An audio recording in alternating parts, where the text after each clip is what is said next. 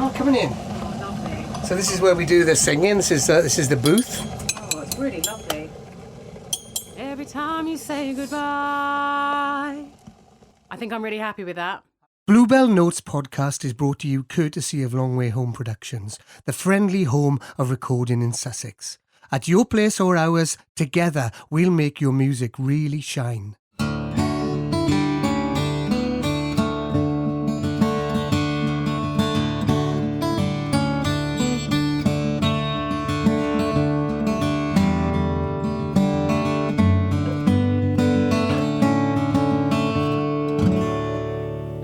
I'm wondering whether we should have a different theme. I'm going to get you working on it. But although, does it tie it together? I think it ties it together, but perhaps it should have a little sort of like extra twang at the end or something. Maybe you should extra. Or maybe you should hum it. Maybe we should put a beat to it because this is offbeat. Yeah. So welcome. First episode of our Bluebell Notes additional content. We're calling it Offbeat, Bluebell Notes Offbeat, which is extra stuff that we couldn't fit in the main show that we want to play for you here. Because we talk so much. Oh, it's yeah, we do, to be fair. And we need to talk because there's lots of good stuff to talk about in the sort of themes that we're talking about. So this is a way of getting some more material so you don't have to listen to a massive hour-and-a-half episode because it's kind of nice to have it in smaller segments. Bite-sized chunks. Bite-sized chunks, indeed. Just a reminder, I'm Neil Povey. I'm Jim Tippler. Oh, wow. Is that it? You're just Jim Tippler for the bonus episode? Because, Yeah, we're keeping this short and sweet. I'm Joe Church. Right, shut up, Jim. That's fine.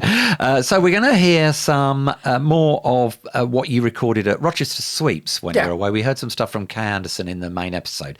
And Jack in the Green. And Jack in the Green as well. Yes, at Hastings. So there's a whole load of stuff you've been out and about doing some live vox pops. So we're going to hear that. We're going to have some music from Bluebell Roots. We'll talk about who played with Bluebell Roots alongside or before Polly Morris, and we're going to have a live music from there, and another live track from Polly as well. Bonus stuff, you see. So as well as the song that we did in the main episode, we're going to have another song from Polly here. Let's just get on with it. You started out talking to Kay Anderson. Yeah. So we went to Rochester Sweets Festival. Where we caught up with an old friend of ours, Kay Anderson, who's a very keen dancer, isn't she? She dances all sorts of traditions. And I'm going to interrupt you at this point because I should point out that what you're going to hear the first few minutes is the same as what was in the main episode, but then there's a whole load of extra stuff. So that's right. So we get the whole of Kay's interview. Then there's a little bit of atmospheric stuff, noises from around the festival. Then we caught up with Doug Hudson, who is the festival director, and had a chat with him next to quite a noisy stage. So you have to go with that. That was on Sunday of last weekend, of the May Day Bank Holiday weekend. Then we made our way to Hastings Traditional Jack in the Green Festival. And we had a chat with our friends Julia and Mick Bovey, who had come all the way down from the Isle of Arran. Oh, wow. They come down every year to Hastings Jack in the Green. That's amazing. They used to live there. And they were fully suited and booted and greened up. And they looked absolutely sensational. Yeah. Then we had a chat with my brother, Bob, who runs the Albion pub. He was instrumental in getting the Mardi Gras Fat Tuesday festival started in Hastings. And Bob was resplendent as a harlequin, wasn't he? At the festival. And then we chatted to Andy Hemsley and Keith Leach, now who are both from Mad Jack's Morris originally. But Keith was he was behind the reintroduction of Jack in the Green back in the I want to say, I think it's probably the early 1990s. Wow, so it's been going a while. Yeah, Josie and I used to go back then in the 90s, didn't we? When the festival culminated with meeting in Hastings Castle, which gets a mention from Andy. Right. Now it's on the green, on the castle green. Much overgrown, the castle. It's outgrown the castle. Yeah, and now it's literally tens of thousands of people gathering on the green on the West Hill. West Hill, sorry, yeah. In Hastings. So that's what we did, and it was a brilliant day, brilliant weekend. All right, let's hear what you've put together. I think it's really, really good.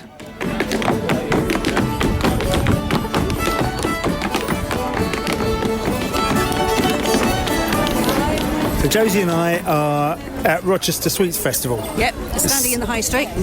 In the high street, surrounded by people in all sorts of amazing costumes. There's bells going off everywhere. We've just done a gig at 11 o'clock and we're going to have a quick chat with Kay Anderson in a few moments. Oh, hello. Morning. Good morning. Tell us about dancing and your involvement with dancing.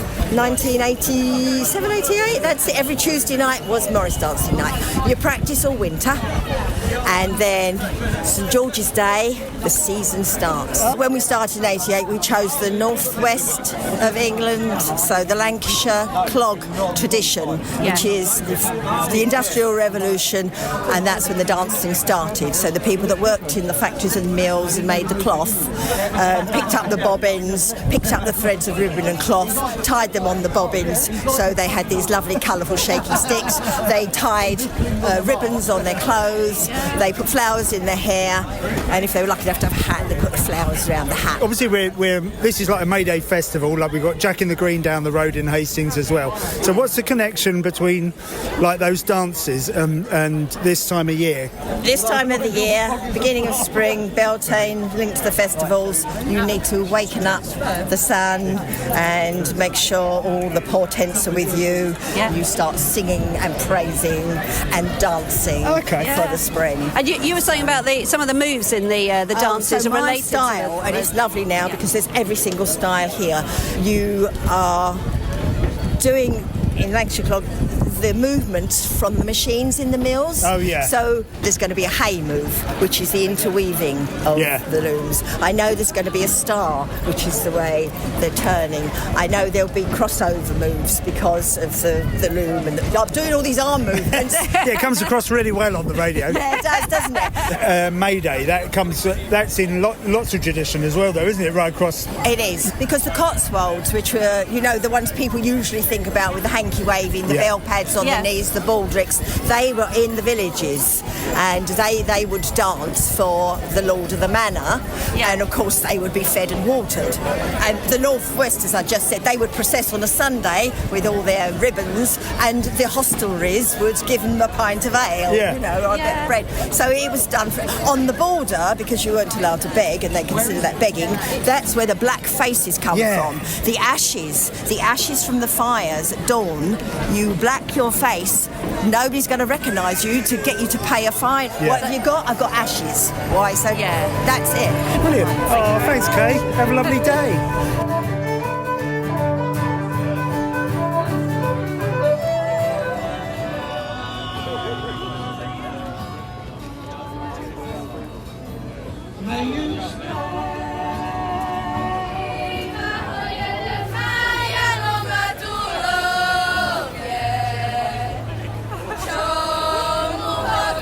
Dance festival centred around the history of the chimney sweeps processing in Rochester on their sort of one and only day off, so they collect money, see them over the summer because no one wanted their chimneys swept during the summer because they didn't have any fires. It sort of grew from the 1980s, and then in 1990 they thought we should expand it to include some folk music as well, singers and bands and stuff like that.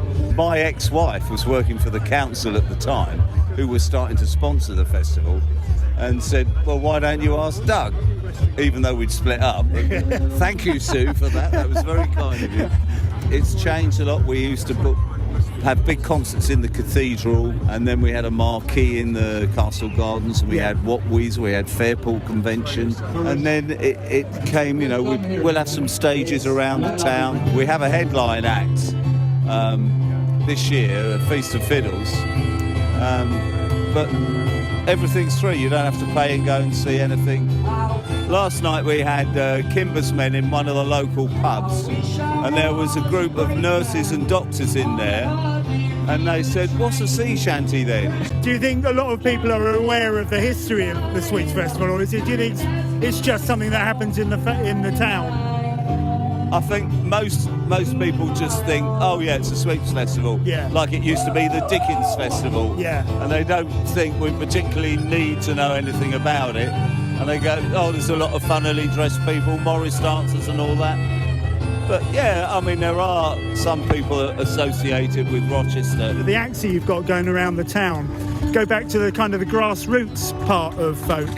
We try and vary the acts so they're not all, for example, singer-songwriters, or they're not all finger in the ear tradies or whatever. So there's we get a crossover of things. I've got 30 drummers in the Gordon Hotel, which is why I'm here at the moment, because I can tell that. Brilliant. Thanks, Doug, and thanks for doing it, and have a lovely weekend, the rest of the weekend. You're welcome, and well played to you as well. Thanks, mate.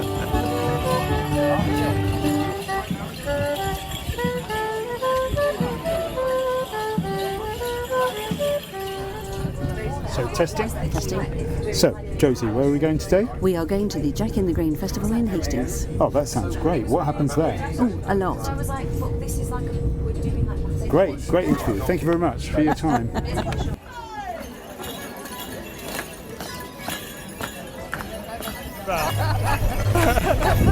But we're up on we're down at Jack in the Green, and you come all the way down from Isle of Arran. So look, you're all dressed up in your finery and your greenest finery. What does Jack in the Green mean to you? Sorry, Joe. To us, we are. I suppose we're on the sort of polling register thing as pagans. Yeah. So because we are about sort of nature, really. So Jack in the Green for me is like a renewal. It's like when celebrating spring, if you like. Yeah. When we're getting through winter, everything's growing again. Which I have to say, if you come up to where we live, we watch it. We just watch the colours changing because we look across fields to the sea, and we can see, like in the winter, the trees are bare, and you think they're never coming back. And spring comes, and it starts going green, and it's wonderful. So it's just magical. It's a celebration, really, that a bit like all of us. You know, we sort of droop a bit in the winter, and then we spring to life in the, you speak for yourself. In the summer. It's New Year to me, and it grounds me for my year. Is it? It's like it's the start of the year for me. Yeah. That's how I see it. Josie, why don't you describe Keith and Julia's outfits? Oh well, yes. Keith has a fantastic cloak with all sorts of different items. Oh yeah, lots of badges and bits of fabric and ribbons. And a lot of feathers involved in the hat has tassels with the feathers on. Lots of feathers, and it's a skull. What's the skull? It's a fox skull. A fox skull. And the badge on it is my father's military badge. You know, it was. Oh, is it? Yeah. Oh, wow. And funnily enough, the Hastings and Prince Edward Regiment. It just gets added to every year. Yes. Julia, what are you wearing? So you've got your basque? I have my leather corset with my jingling bottom. Oh yes. It balances out the bust, and my shaggy flank, and my horns.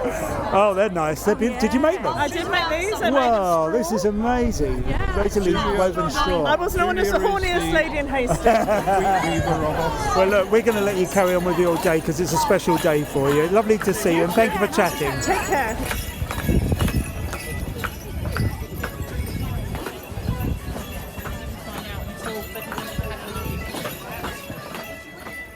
But we're here on the top of West Hill, and we've managed to locate my brother, Bob, who's looking magnificent in his Harlequin. If only it was video. If only. Next year. It's a very nice ruff. Yeah. So how long have you been involved with Jack in the Green, Bob? 42 years ago, I was sitting in the Pig in Paradise pub, and Brain and Andy Hempsey came in with this bloody great bush. They parked outside. I said, "What the hell are you doing?" "Oh, we're doing Jack in the Green." And I said, "Well, this, it's a traditional thing we've revived with Keith Leach, and it used to be a thing on May Day, the chimney sweeps, and used to create this giant bush character and carry it around. So, 42 years. So that was the sweeps who used to do it back in the day, was it? Yeah, certainly in London, it was the sweeps that used to lead it. It was obviously there's a lot of dancing, and all the Morris sides have got involved. That's kind of a latter day thing, I guess. It was the Morris and the that sort of community that reignited it. That's right. Yeah, they've revived it, and Keith Leach in particular in Hastings was from London. It actually revived but it was a tradition here in the Victorian times, and it got banned because of all the drunkenness and shenanigans. It hasn't got banned again, but no, Keith revived it, and it was a tradition down here, and tied in with Mad Jack's Morris guys and girls, and it's kind of like a celebration of springtime. They've brought this sort of pagan attitude to sort of dimension to it, or I suppose that's where it came from originally. I don't know. I mean, they'll tell you it's not that, but I'm not sure anyone particularly really knows. It's just a good day out. I think if anybody landed here now and had a look around at all the costumes and things, they would think this is a pagan festival. You would do, and I guess there's an element of that in people buy into it in whichever way they wish to, but essentially it's a turning of the year festival. I think everybody in the town has got a very large wardrobe, and they sort of go, oh, what day is it? It's mandatory. You move to Hastings, you've got to have fancy dress. You've got to have a wardrobe room with costumes for every. You've got to have a pirate costume, you have a Jack in the Green costume, a Mardi Gras outfit, something spooky for Halloween. It just goes on and on. Yeah. So Fat Tuesday is from Mardi Gras, isn't it? Why is that associated with music and celebrations? Well, again, it was fundamentally these are pre-Christian, events that happen through the year. Yeah. And the Christians, which is fair enough. They got an opportunity for a party. Yeah. But Fat Tuesday, is was the last day of before Lent, basically. And so it was the last time you could have a big party in the Shindig. People just like to make a noise and kind of express themselves. If you're in Hastings, if you want to come up with a festival, it's quite easy actually. You can come up with any old thing as long as it involves dressing up, walking down the street banging a drum, and having a drink, and you're on to a winner. Well, thanks, Bob. I'm going to go and find some cider from the magnificent Albion pub's cider tent, and we'll see you later. And have a great day. Yeah, cheers, guys. See ya. I feel like I've grabbed two people on the red carpet outside, like the Oscars or something. Yeah, look, we'll be lying prostrate on that red carpet in about an hour's time. With the harvesters. So Josie and I are on the East Hill of Jack in the Green 2025. We're talking to two of the main movers and shakers and originators of the revival. Is that right? Yep. Do, wouldn't it? So introduce yourself, sir. You know who I am. Well, I know who you are. I'm Keith. I'm Keith Leach. This is Keith Leach, the legend that is Keith Leach. And we've got Andy Hemsley as well. Bob was telling me that you're responsible for getting him involved as well. This is my brother. It is absolutely true. In fact, there's a story. When we green men decided to become a thing, it used to be Morris kit. Yeah. But we were coming out covered in chlorophyll and dog shit, and it was piss. And, sorry, listeners. Yeah, and who knows what else? And we thought, we can't do this. So we made these green suits, and we got them in instead. We thought, well, that works. Yeah. And they're actually based on the wild man of Europe. So there was a kind of backstory behind it. And then you look at the pictures of the old guys. They were wearing raggy suits. In the 19th century. I think Keith Reid just tapped into something sort of almost subconsciously that once the green and the rags were sorted out, we started seeing all these other images from all over Europe. And thinking, what's us? We said, what should we call ourselves? Well, we were sitting in the pub, and Braino, he said, we'll call ourselves Bogies. Okay. He said, well, what's that, Braino? He says, because we're green and we get up people's noses. So anyway, the next week, I get a phone call from a local journalist. Right. And he says, what were the green men called? And I say, they're called Bogies. And this prat of a journalist goes and looks it up, discovers that a boggart is a spirit of the woods. And it was this man. Well, this man was that journalist. Oh, it was him, not that prat. Oh, okay. So I said, you better come and join us then. Well, I mean, I've been doing it for over 30 years now, but I'm still a baby in terms of doing it when it comes to Keith. But the strange thing, the great thing is really, and Keith says as well, that us old ones have been replaced by the young, energetic people that are carrying the jack now, keeping us going. And it's nice that a lot of them are actually like the sons of the people who did carry before, like Keith's son carries. Go through the generation. It wasn't deliberate that we would pass it on to our sons. No, it really wasn't. No. In fact, we didn't want to. They wanted to take it on. But it naturally happened, and they wanted to show us how to do it better. Yeah, I mean, I spotted you with your son at Broadstairs a couple of years ago, and dancing just in the camping field, just practicing. If you ask any bogey what was the best bit, it was being in the castle. But now you've got, because of the young lads, there's people that don't even remember what it was like to be in the castle. But the castle was such a great focus. We had the hill, the extra hill on top, where we had the Jack and the Green and the sea in front of us, and it was special atmosphere. I remember that silent moment when you sort of all came processing in and you had the drums. The Jack was on stage, and then there was silence before it was very much shredded. That was that tingle in the air. It was amazing. It was a natural amphitheatre, and the sound just ricocheted off those stone walls. I've had a couple of really magical moments today. I mean, there was a point when Rock and Roll Road, I think we only just started, and I realised my daughter, who's now 41, so she's known it all her life, and she's the one that was doing the teasing, playing Black Sail. My son was in the Jack. I was thinking, shit, what have I done? I'm so sorry. but picking up on what you said, Jimbo, what I said to Keith earlier, the effort that people go to the audience, people that turn out, they dress up in these amazing costumes just to watch, and then they've got headdresses on, and some of them look better than we do. Well, we just bumped into Mick and Julia Bovey, and they've come all the way down from Arran to be here. Every year, Trevor comes over from Vancouver every year. Yeah, flies in from Canada every year.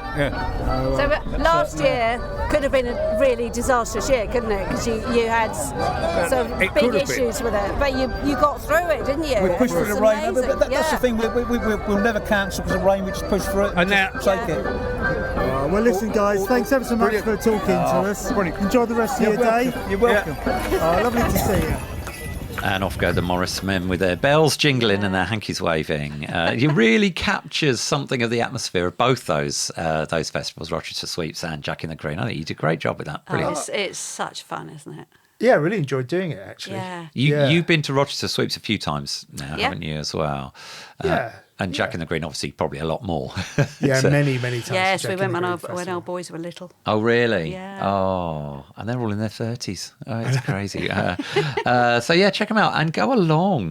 Get along. It doesn't have to be those particular two, but get to festivals that are taking place near you, wherever you are. These things happen all over the country, don't they? There's so much stuff like this that's really enjoyable. And if you do have a family, they're generally speaking family-friendly events, and they're just good fun, particularly this time. They're free. There's usually a bucket where you can put something in. And do that, because obviously people go to a lot of trouble to put these things on for us. Yeah, absolutely. Very much like Fat Tuesday as well. Same sort of thing there. But between those two events, between the Rochester Sweeps and Jack in the Green, we had Bluebell Roots. We did indeed. I was away. I discovered that I was going on holiday at the last minute. I'd completely forgotten about it. It was in my diary. Well, and we planned the weekend really badly as well, haven't we? Yeah, but not. You thought I was going to be around, so it wasn't really a bad planning on your part. But you thought we were going to be around as well, to be fair. Yeah. And it turned out that neither of us were kind of around, but we made sure that we could do it. So what I had was sandy balls. Yes. Literally, anyway. Moving on. I was down in the New Forest with my family. So, you very kindly organised things so that you set up a bit early, didn't you? But as usual for Bluebell Roots, lots of floor spots. Yes. And then our main guest, Polly Morris, who you will have heard the interview with in the main episode, and a live song from her. So we've got another song from her coming up. But let's hear about who we had play live in the first half of the evening. So, we started off, as usual, Milton Hyde with Jade. So we became the 3 J's when Jade joined us. Then we had Chris Martin, and then Pam and Dave. Yeah. Mark Woodgate. With his blues. Heather Martin, and Two's Company. And Two's Company, helping with the setup. I'm very grateful to them because of us being incompetent. Yes, it meant that we weren't sort of dashing in and having to immediately set up the PA. We'd got it there for them, but they could get it plugged in. It was a lot more relaxed for us when we arrived. Well, Mick's got quite a lot of experience of running sound and studios. He knows a lot about that. He knows his way around a fader. Yes, he does indeed. So thank you, Mick and Kathy, particularly for that. It was really, again, it's all part of the Bluebell Roots extended community, which we love. So that's very grateful. So we're going to hear some live music from one of our floor spots, or a pair of our floor spots, Pam and Dave. They'd been before, hadn't they? But when we were outside. Yes, this was during the sort of the lockdown restrictions, not the sort of complete lockdown, but when we were able to go into the barn outside and there will be social distancing, but still enjoy the live music. They came along then and did some traditional music then. Right. But this is one of Dave's own songs that he's written. Excellent. So, and as I understand, first time performing his own material, which is really, that's the whole point of what we do, isn't it? And that's like, typically you might have an open mic night, and ours is it's sort of a bit like that, but we book our floor spots in advance. But the idea is to try out material, isn't it? And give people a platform for it. Yeah, actually, Dave was a bit nervous because he's got a whole album, which he gave me a copy of, and it's really, really good. David Hanks, trying to remember the name of the album. Oh, Never Too Late. And he played a song on that. He played both songs were from that album. Right. And it is really, really good, actually. It was produced by Kevin Jones, who has a studio here in Hailsham. Oh, right. Okay. Yeah. And it's very, very good. But he was nervous because, not having sung your own material in public, it's really scary. It's so nerve-wracking, isn't it? It's terrifying when you do it for the first couple of times. I've done it just the once, and it is. I could stand in front of a class of school children and sing all day, but standing in front of your peers at a music event, which... We're very lucky. We do have a pretty high caliber of people perform, and with our main guests and so on. Yeah, if you're coming into that sort of environment and to perform something that, your heart and soul has gone into. Yeah, and if people could just take a moment to think about those poor traumatised kids having Neil Povey sing live in front of you at school. I was just getting them to join in. I don't know. The louder they got, the louder I got. Moment silence. I wasn't performing for them, as it were. So I was performing with them. So, okay, let's hear this song from Pam and Dave.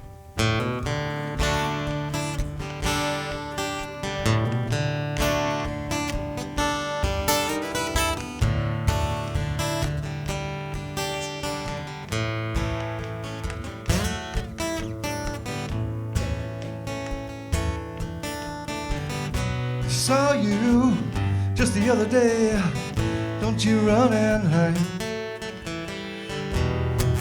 Oh, look who's crying now. Look who's crying now. Who's crying now?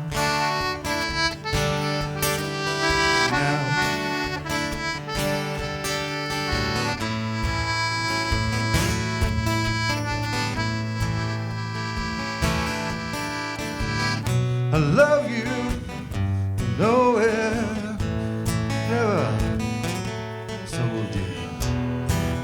Oh, look who's crying now. I blew it, you it, whatever, it's over.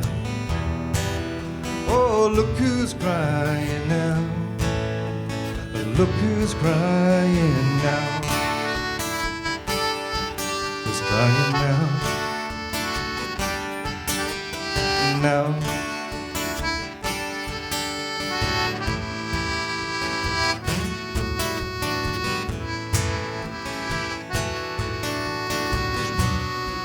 On all the places we went to, on all the happiest moments, and all the words that I meant to say.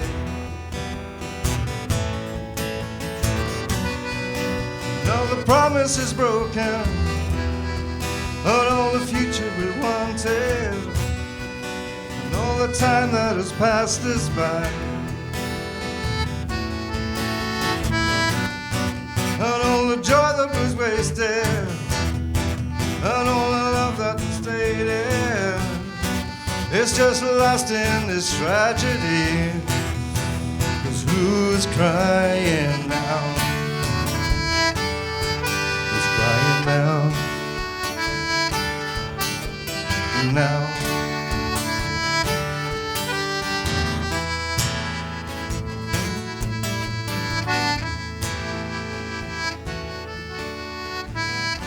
Saw you just the other day, to run and hide.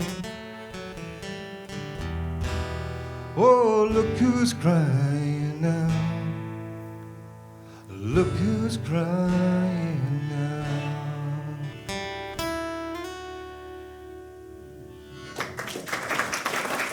Thank you. That was Who's Crying Now, Pam and Dave. I think for a first performance of your own material, I was, you said he was nervous, but I don't think that necessarily comes across in the performance. No, I think, he's obviously a seasoned performer. A seasoned performer. Yes. So, yeah, it's great. What a voice as well, sorry. Yeah, all of our floor spots get to do 2 numbers. And their first number, Pam was doing dancing to it, wasn't she? On the board. With a bit of clog dancing. Clog dancing. It's great to watch, but it didn't record very well. It didn't record Don't come very across well well, just as audio. No. The song, I think it was Look Who's Crying Now, by the way. Right, Look Who's Crying Now. Okay. But yeah, thanks for your performance, and come along at another time. We love having people come back and visit the kitchen. Yes. Oh, not the kitchen anymore, the hall, the Arlington Hall.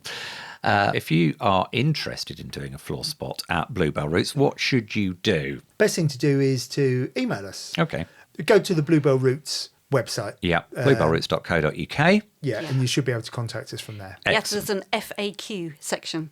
That Good stuff. Tells you what it's all about, how long you get, that kind of thing, and how to get in touch. Similarly, if you are a sort of touring artist and you make your money doing this for a living, like people like Polly, then again, get in touch. We'd love to hear some of your stuff and see if it might work for our audience and help you out and so on.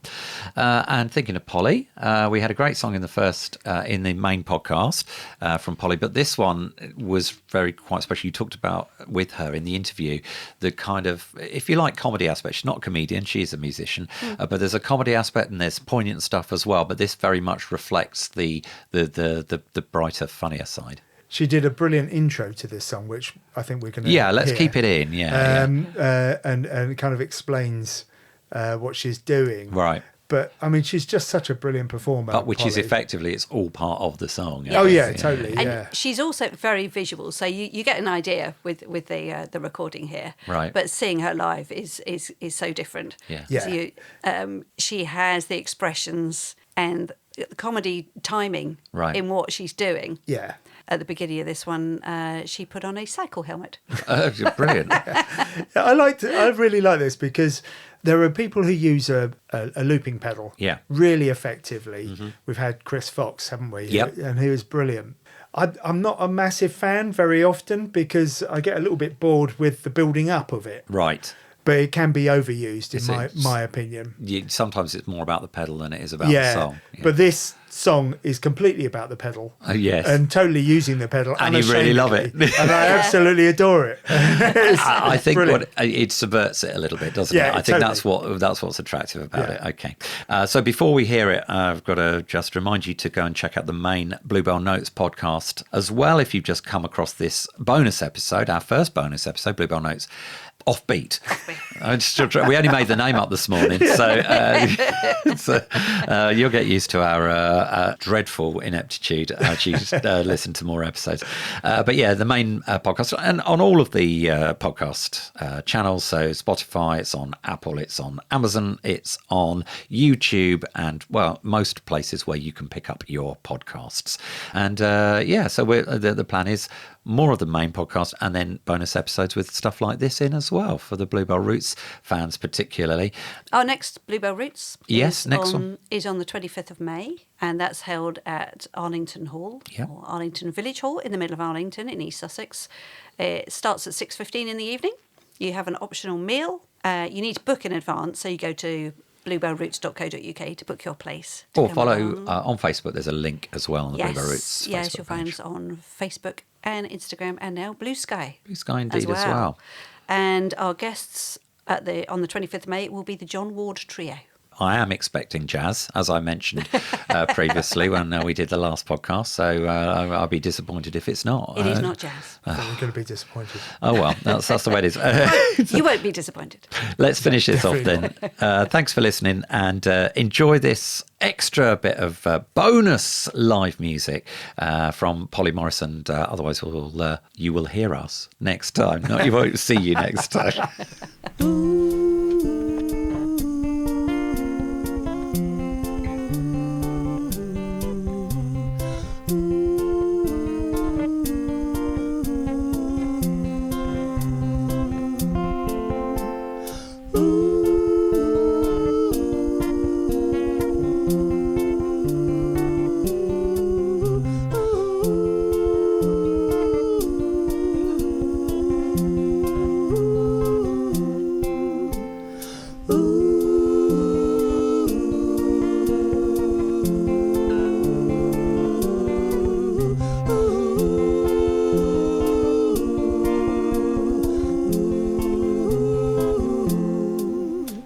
She's got a special pedal that she really shouldn't meddle with. It always seems to get her in a tiz. It records her voice and then it repeats it all again as she struggles to invent some harmonies. Oh yes, it's her looper. She thinks that it's super. She's confident that this time she'll prevail. But she knows that there's potential for something accidental, resulting in a monumental fail. 'Cause if she makes one mistake, it doesn't go so great. The gadget is completely unforgiving. One small mistake is fine, but when repeated 80 times, it reduces your desire to go on living. Oh yes, it's her looper. She thinks that it's super. She's confident that this time she'll prevail. But she knows that there's potential for something accidental, resulting in a monumental fail. For a bit of relief, it's going all right so far, from the endless repeats. It's quite a relief, really. She presses that thing that turns it off, and then she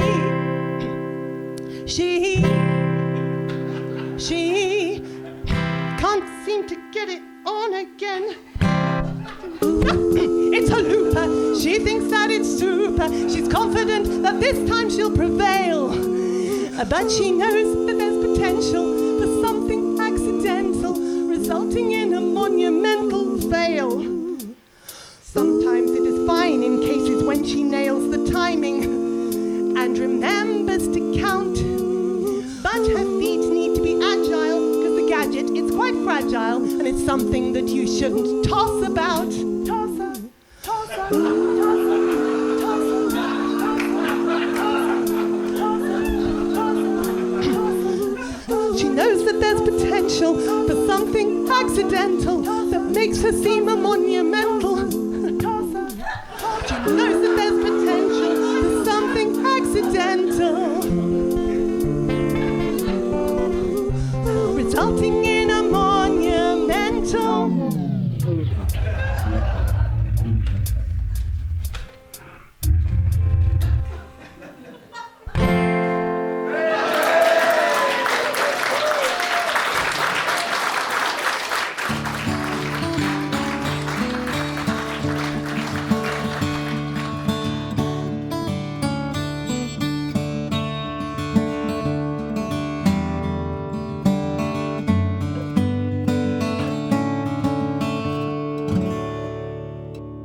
Bluebell Notes podcast was brought to you courtesy of Long Way Home Productions. At your place or ours, together we'll make your music really shine.